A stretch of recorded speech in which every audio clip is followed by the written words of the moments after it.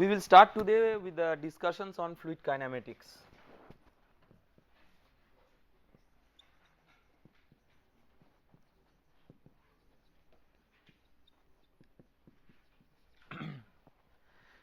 As you understand, when we will be concentrating on fluid kinematics, we will be somewhat abstracted from whatever are the forces which are giving rise to the motion, but primarily we will be now concentrating on the nature of motion. That means displacement, velocity, acceleration. When we say motion, we also mean angular motion, deformation. We have earlier seen that deformation is one of the very important criteria for demarcating a fluid as compared to that of a solid.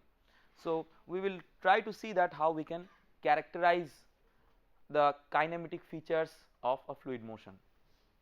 To do that, we have to go through certain formalities, because we need to first appreciate that there is a necessity of describing the fluid motion in a manner different from that of a solid. Usually whenever we are dealing with particle mechanics, what we are trying to do, most of the times you have like a particle, you are trying to find the evolution or locus of the particle as it moves with time. So you have an identified particle which is tagged like this particle at different instants of time comes to different positions, and the locus of the particle can be obtained by joining those positions successively. This type of approach is known as Lagrangian approach. So Lagrangian approach is nothing but tracking of individual particles. So you identify particles and you tag those particles and track the particles, so to say, as they evolve. This Lagrangian approach is good for particle mechanics, but when you come to fluid mechanics, you see that it has certain limitations. Not that it can't be employed in principle, but when it comes to practice, because fluids have numerous particles, well, solids also have numerous particles, but the difference is that fluid particles, when they are in motion, they are continuously deforming. So it is very difficult to keep track of individual particles, and therefore this type of description of motion is not so convenient. If it was convenient, how would we have described that motion? So let us say that we would have set up a coordinate axis like say x, y, z, and let us say that this was the initial position of the particle, which we try to designate by some position vector, say r naught. So the position vector at any other instant of time, say the particle is at this location at an instant of time t and the position vector is r. So r at time t, we can say in this approach is a function of what? It is a function of the initial position and the time that has elapsed. So when you describe the displacement in this way, or the position vector rather, then this is a Lagrangian description. As we have discussed that for fluid it is difficult, because you have numerous particles which are continuously evolving over space and time. So for fluid there is a more convenient approach which is known as the Eulerian approach. So in the Eulerian approach, what we are doing,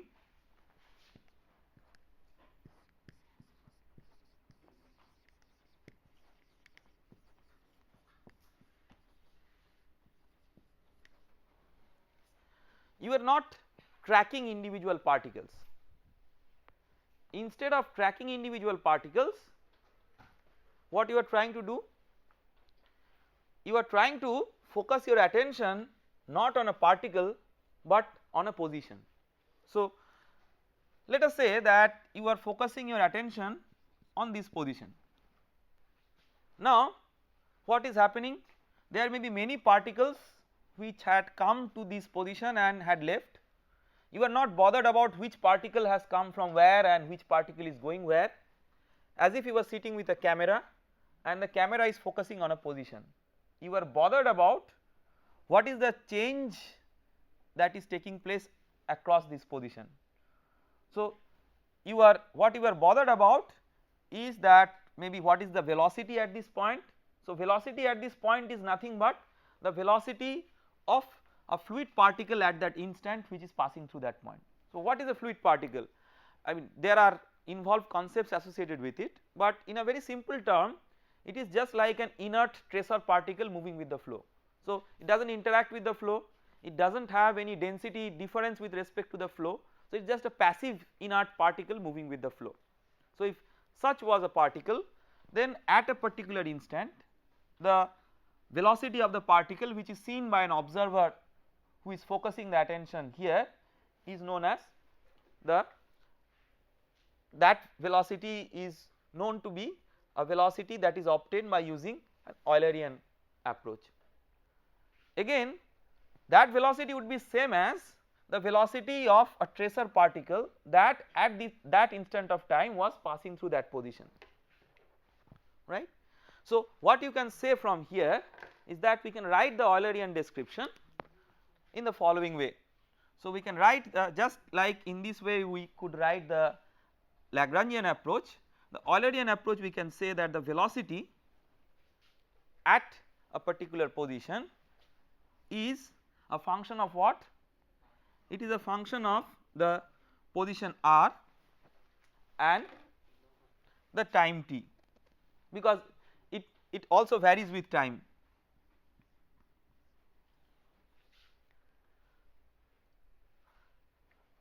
So the key difference is here you focus your attention on a specified r across which you are trying to see the changes in the fluid property. So here velocity is the fluid property that you are looking for as an example.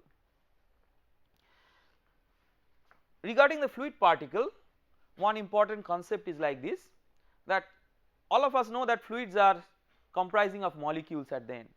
So where from the concept of particle comes. Now if you try to extrapolate the concept of molecules to particles, then it can be thought of in this way.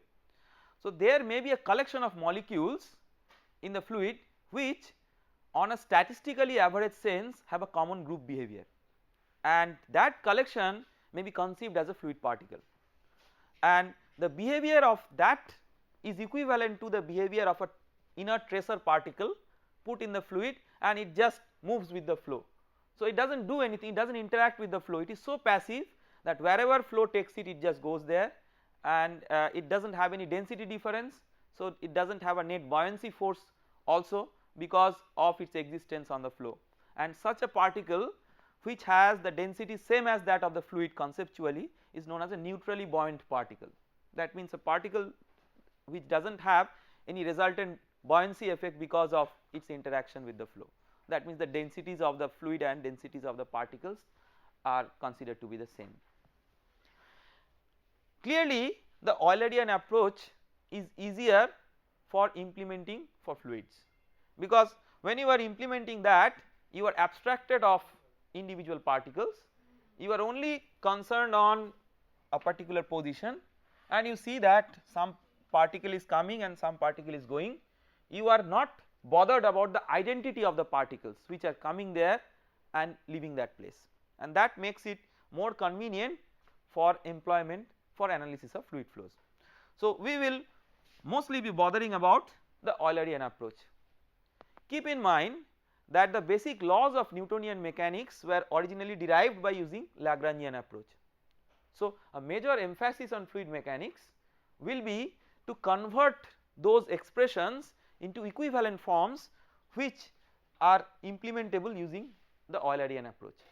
So the expressions that we will be writing, say equivalent to Newton's second law of motion, in terms of Eulerian approach will not exactly write in the will not exactly look in the same form as we are familiar with for simple particle mechanics for I mean for solid mechanics say, but we will see at the end that these approaches are interconvertible and it is possible to derive one approach or expressions in perspective of one approach from the expressions of the other, and that we will take up in a later chapter, but we will keep in mind that Eulerian approach is something that we will be trying to follow for most of the problems in fluid mechanics. Now regarding the use of the Eulerian approach, we will try to understand or we will try to learn some basic terminologies. The basic terminologies are as follows. First concept is steady and unsteady flow.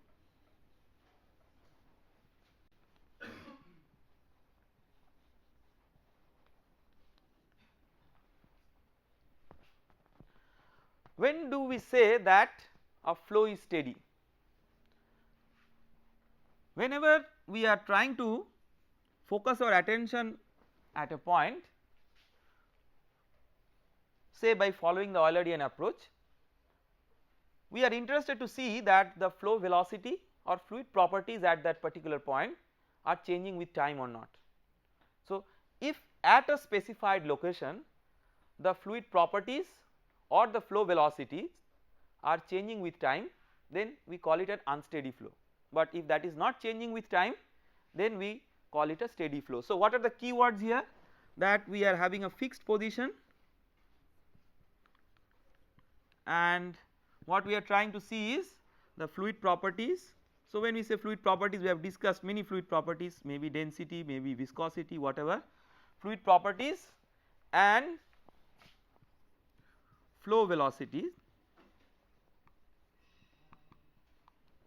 do not change with time. If that is the case at a fixed position, then we say that it is a steady flow.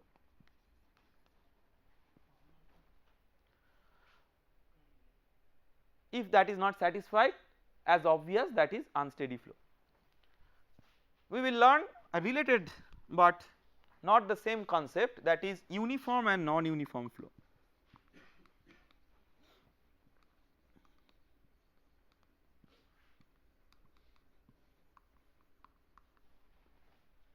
What is that?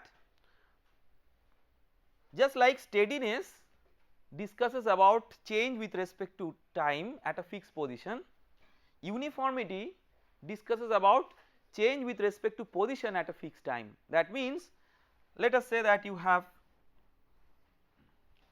a domain in which flow is taking place. In technical terminology sometimes we call it a flow field. What is a field? Field is a domain over which some influence is felt.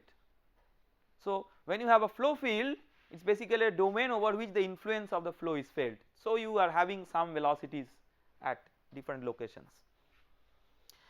So in the flow field at different points, let us identify different points. Let us say that these different points have different velocities. So let us try to mark these different velocities. Say that different velocities are like this.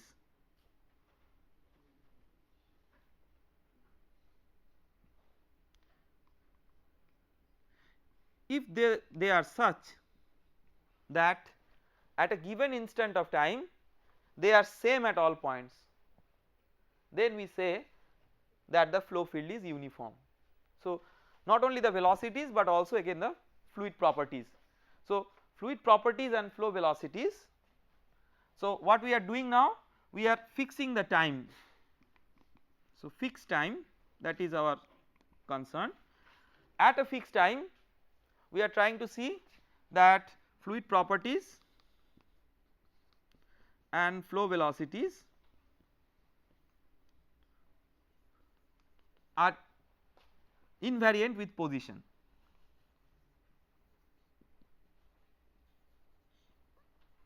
Do not change with position. So if that is the case, that at a fixed time we are finding that fluid properties and flow velocities do not change with r, we call it a uniform flow field. So the distinction between steadiness and uniformity is quite clear. Let us ask ourselves certain questions related to this. If the flow is steady, could it be non-uniform? That is very much possible. So if you have a domain like this with different points, so you have velocity at different points different, but whatever those are not changing with time. So it is possible to have a steady but non-uniform flow.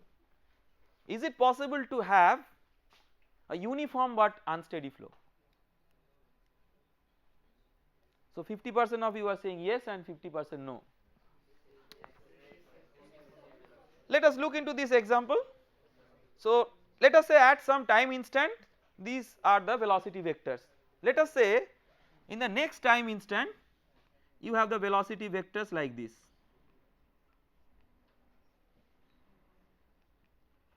Assume that they are all same.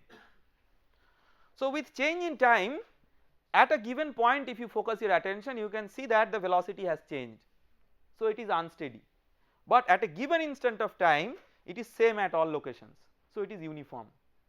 So it is possible that you may have unsteady but uniform flow, just like it is possible to have steady and non-uniform flow. So the steadiness and uniformity should not be confused as equivalent concepts, they relate to two different things. Of course there may be relationships between these two in very special cases. The other important remark is that whenever we are talking about a steady and unsteady flow, we have to keep in mind that steadiness or unsteadiness is not something which is absolute, it depends on the choice of the reference frame with respect to which you are analyzing the flow, and this type of choice of reference frame is very important in mechanics. Fluid mechanics is of no exception. Let us try to understand this through an example again. Let us say that there is a river, on the top of the river there is a bridge, and there is an observer standing on the bridge. The whole idea is to observe, just qualitatively observe how the fluid flow is taking place below the bridge on the river. Now suddenly a boat comes, the boat approaches the bridge and it just crosses the bridge below it. So what happens to the water? The water was say earlier stagnant, now the boat has come, so it has disturbed the water and the boat has gone, again after some time the water will come back to its original state. So to the observer who is standing on the bridge, how the flow will appear? It will appear to be changing with time. So initially, so he is focusing his attention on a particular location, he is finding initially it is stagnant, then velocity is changing because of disturbance created by the boat, and then again the velocity is coming back to its original state. So it is a strongly unsteady flow. Let us take the same example in a different perspective. Say the boat is moving relative to the river at a constant velocity, and a person sitting on the boat is trying to observe the flow. So when the person sitting on the boat is trying to observe the flow of the same river, what is the interpretation? Because the velocity of the water relative to the boat is not changing and the person is only observing that relative velocity, for that person the same flow of the river water is appearing to be steady, not changing with time. So the same flow may appear to be steady or unsteady depending on the choice of the reference frame. So these two were two special reference frames, one is a fixed reference frame just like the bridge, another is a reference frame that is moving with a boat, like moving with something at moving with a reference at constant velocity. And you can see that with respect to the reference frame moving at a constant velocity, it is possible to analyze a flow which is otherwise unsteady in terms of a steady concept. That means it is possible to convert the notion or transform the notion from an unsteady to a steady flow by such a transformation of reference, and this in mechanics is known as Galilean transformation.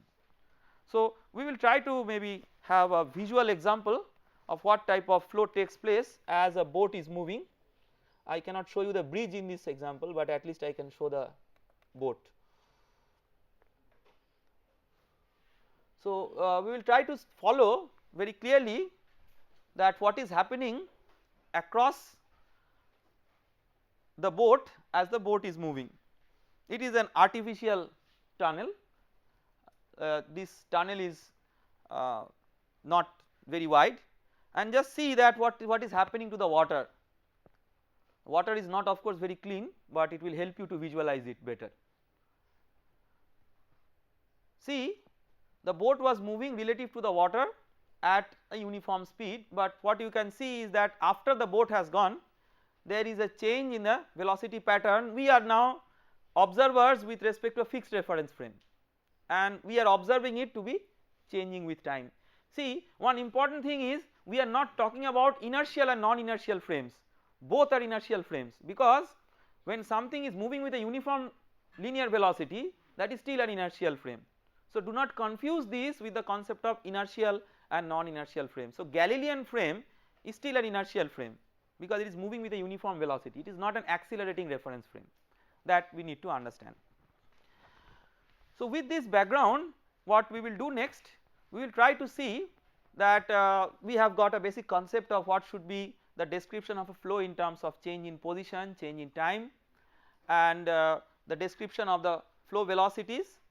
The flow velocities, as you can see that the velocity vector v, these may have their individual components like components along x, y and z. In fluid mechanics we give them certain common notations. So the velocity component along x, we give a name commonly as u. Velocity component along y, we give a common name v, and velocity component along z as w. So these are just names, I mean just notations, so to say, commonly used in textbooks.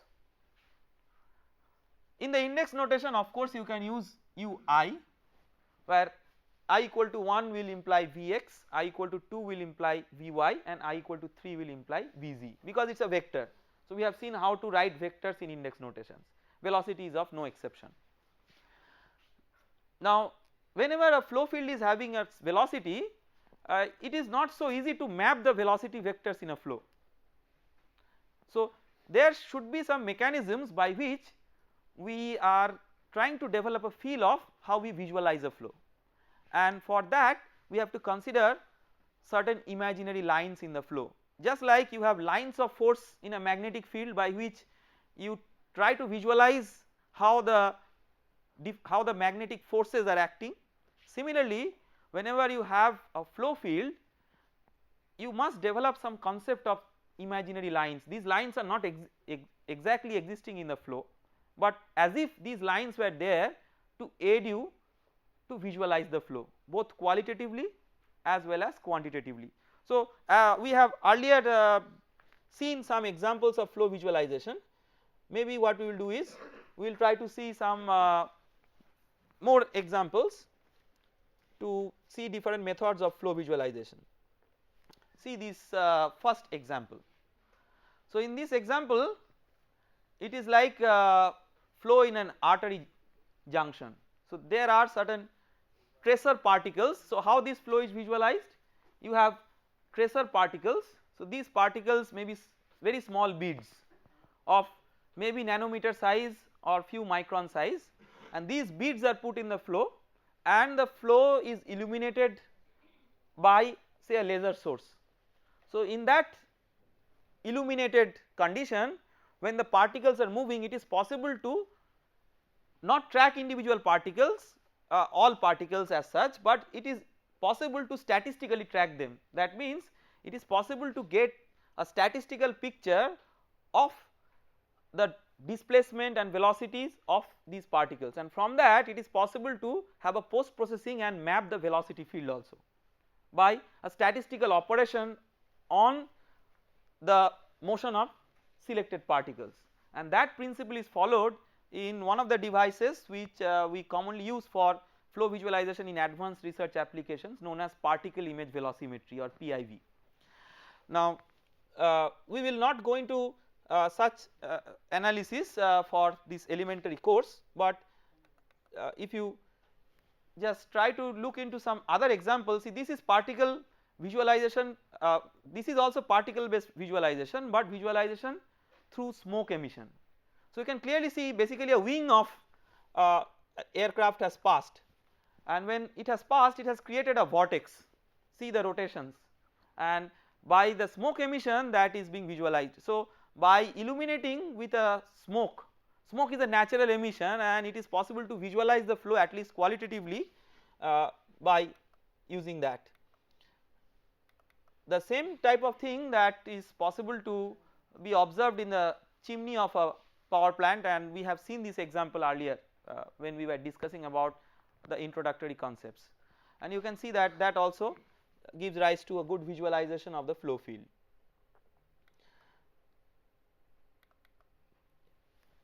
When you have these particles put in the flow and those particles are in forms of beads, so you can see that nice rotating structures or vortices can be observed with these particles.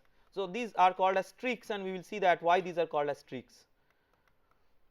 We will look into one or two more visualizations with the streaks, and then we will try to formalize that how to mathematically write or express these concepts of visualization.